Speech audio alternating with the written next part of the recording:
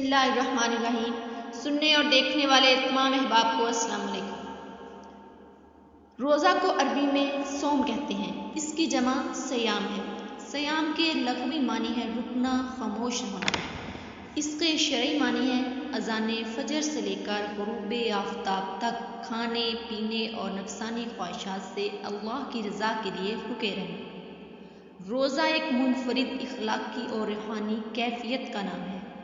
روزے کی حالت میں حلال چیزوں سے بھی کھانے سے پرہیز کا مقصد بندوں کو خواہشات پر قابو پانے کا اہل بنانا ہے اور ان میں تقوی اور پرہیزگاری کے اوصاف پیدا کرنا ہے۔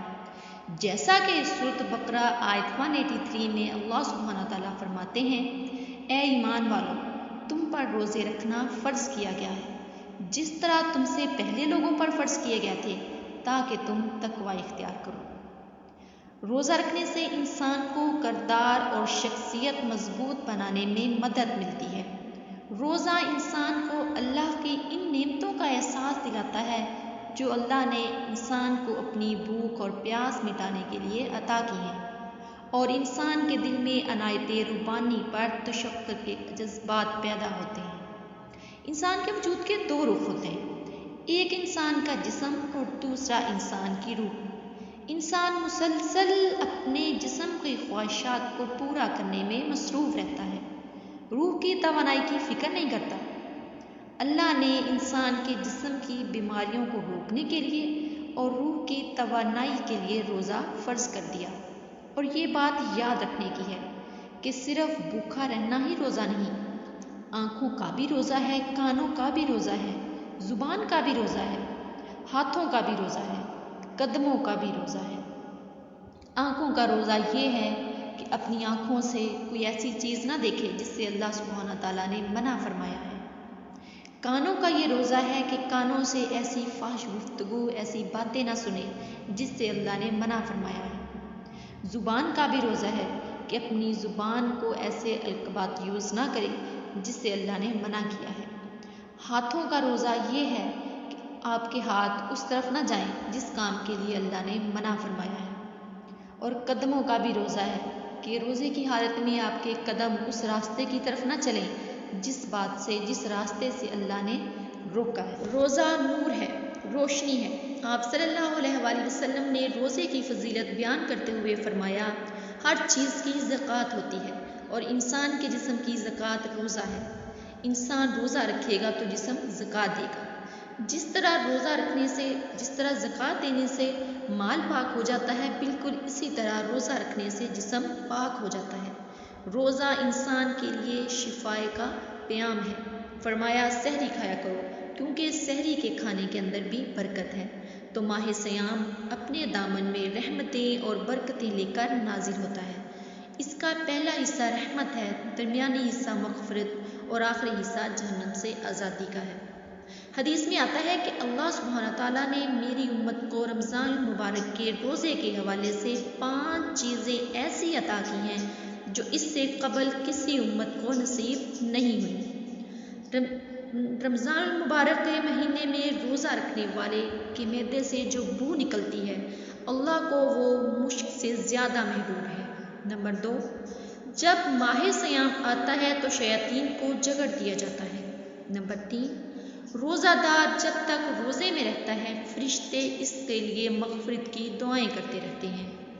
اور 4، اور جب ماہ سیام کی آخری رات آتی ہے تو اس کے سارے گناہوں کو بخش دیا جاتا ہے اور اس کو جہنم سے آزادی کا پروانہ مل جاتا ہے۔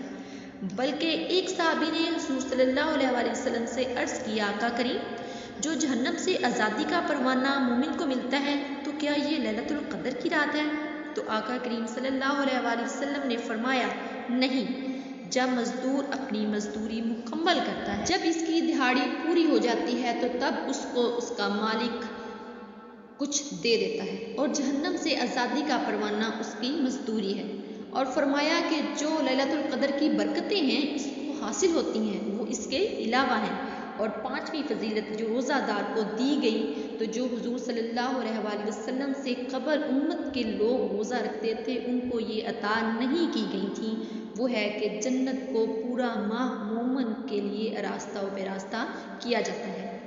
روایت میں آتا ہے کہ جو اعمال ہیں وہ 7 طرح کے ہوتے ہیں۔ 2 اعمال ایسے ہیں جو واجب کر دیے گئے ہیں، اور 2 اعمال ایسے ہیں کہ جن کی جزا ان کی مثل ہے، اور ایک عمل ایسا ہے کہ اس کی جزا 10 گنا ہے، اور ایک عمل ایسا ہے کہ جس کی جزا 700 گنا ہے، اور ایک عمل ایسا ہے کہ اس کی جزا بے حساب ہے۔ فرمایا کہ وہ عمل جو واجب کر دیے ہیں، اور یہ کہ اگر کسی شخص نے اللہ کی عبادت کی اور اس کے ساتھ کسی کو شریک نہ ٹھہرایا تو وہ جنت کو یہ اعمال واجب کر دیتے ہیں، یعنی اس کو جنت کا ملنا واجب ہے، ضروری ہے۔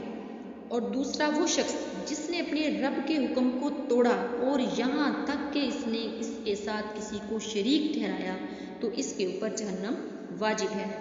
اب وہ 2 عمل کے جس کی جزا ان کے مثل ہے وہ یہ ہیں کہ وہ گناہ جو اس نے کیا اور اس کی سزا اس کو بالکل اس کے مثل دی جائے گی جس کا، اور دوسری وہ نیکی جس کا اس نے عزم کیا لیکن اس نے کی نہیں تو اس کو بھی اس نیکی کا ثواب دے دیا جائے گا۔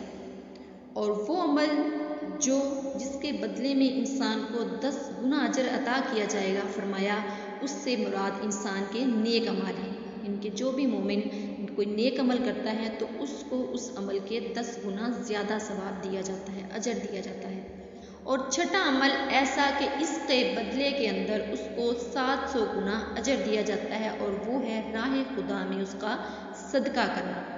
اور 7واں عمل ایسا کہ جس کی جزا کا دنیا میں کوئی حساب ہی نہیں ہے، اور وہ بندے کا اللہ کے حضور اپنے روزے کے ساتھ پیش ہونا ہے۔ تو روزہ ایک ایسا عمل ہے کہ جس کی جزا کا کوئی حساب ہی نہیں، کہ اللہ کے علم میں ہے کہ وہ اپنے بندے کو اس کی کتنی جزا اور کتنا اس کا صلہ عطا فرما دیتا ہے۔ روزے کے جملہ ثمرات میں سے ایک ثمرہ مرتبہ احسان کا حاصل ہوتا ہے۔ سب سے پہلے ہم یہ دیکھ لیتے ہیں کہ مرتبہ احسان ہے کیا۔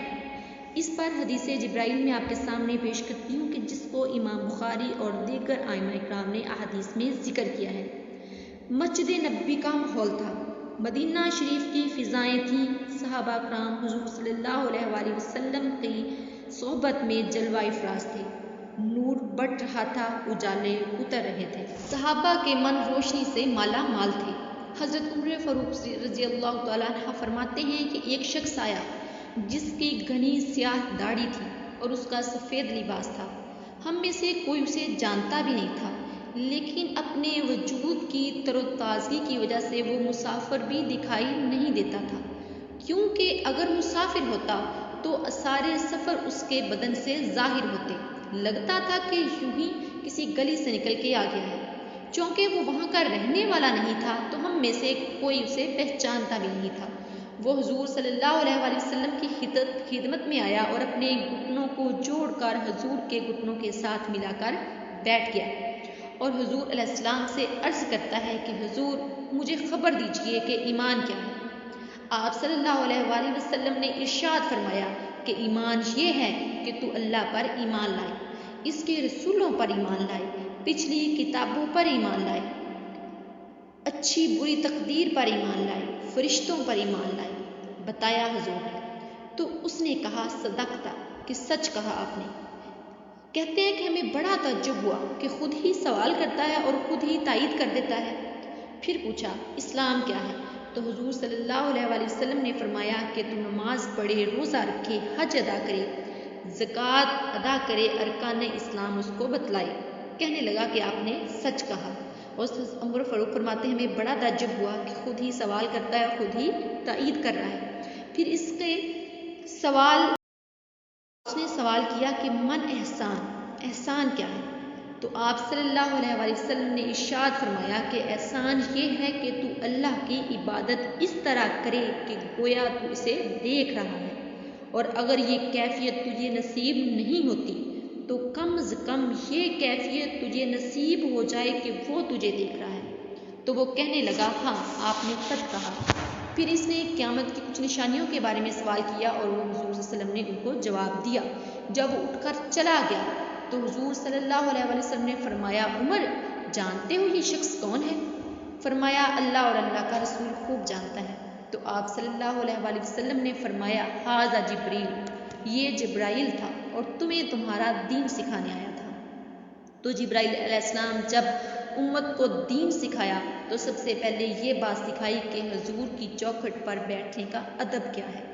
تو یہ جو تیسرا سوال حضرت جبرائیل نے پوچھا کہ احسان کیا ہے، تو احسان وہ چیز ہے جس کو ہم اپنی زبان میں تصوف کہتے ہیں، جس کو ہم اس طریقت کا نام دیتے ہیں۔ تو اس کو درجہ احسان یا مرتبہ احسان کہا جاتا ہے اور یہ دین کی روح ہے۔ اور جو لوگ طریقت کا انکار کرتے ہیں وہ دراصل اسلام کی روح کا انکار کرتے ہیں۔ تو روزے میں ہمیں یہ کیفیت نصیب ہوتی ہے کہ اللہ ہمیں دیکھ رہا ہے۔ مسلمان اس احساس سے پانی نہیں پیتا، گناہ نہیں کرتا کہ اللہ ہمیں دیکھ رہا ہے۔ اور کاش یہ احساس، یہ کیفیت پورا سال نصیب ہو کہ جب ہم کسی کو دھوکہ دیتے ہیں، ناپ تول میں کمی کرتے ہیں، جھوٹ بولتے ہیں، غیبت کرتے ہیں، تہمت لگاتے ہیں، تو ہمیں تب بھی یہ یاد رہے کہ میرا اللہ مجھے دیکھ رہا ہے۔ فی امان اللہ۔